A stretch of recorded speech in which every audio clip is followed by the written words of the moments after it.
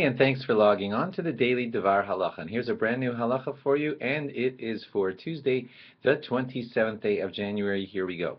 The halacha is that before you begin benching, it is appropriate to take all knives off of the table. I don't know if you've ever heard of that halacha, and it might sound a little strange to you if you're just hearing it now, but that is the halacha. No knives on the table during benching.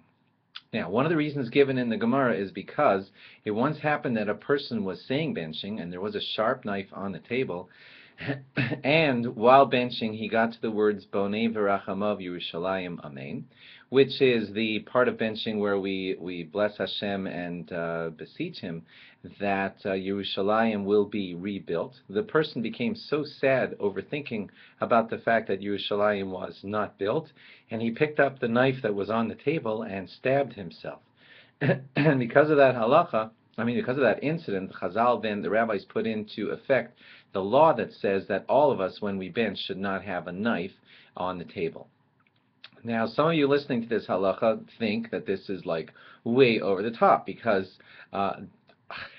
okay, maybe that man did it, but it's not going to happen, so why does it have to be such a halacha? So I want to tell you a few things about this halacha, things that I think that you should think about halachas like this, and they are that, look, first of all, if this really did happen to a man, then in deference to the great thing that happened to him, that alone is enough to make it that we should not just glibly go over that incident and say, yeah, whatever, it's not going to happen, just stop it. If this really happened and the man was really feeling an appropriate feeling except for picking up the knife, so why would you just take it and glibly go over it and say, yeah, don't worry about it. We in halacha, and you'll find this in other instances about certain kind of shoes that we can wear on Shabbos, I won't go into that now, because of an incident that once happened with shoes on Shabbos. We don't like to take a sad incident and just glibly go past it and say, yeah, whatever, it's not me. Okay, so that's the first thing that you should note about that halacha, that we won't take the incident with that man and glibly just go by it and say, who cares? That would be terribly wrong. But secondly, I want to say something else to you, and that is, don't go thinking that this man was just a crazy man. He was saying, Bonei v'rachamav Yerushalayim Amen, God, please rebuild Yerushalayim, and it struck him very, very deeply that Yerushalayim was not rebuilt. And that's how it should be. That is how it should be. Not to the point of stabbing with a knife, but it should deeply, deeply, deeply strike us in our daily activities that we don't have the Beis HaMikdash as we should. You shouldn't glibly go by the brachos and Shemona Esrei that talk about this and have it like as if it didn't really happen.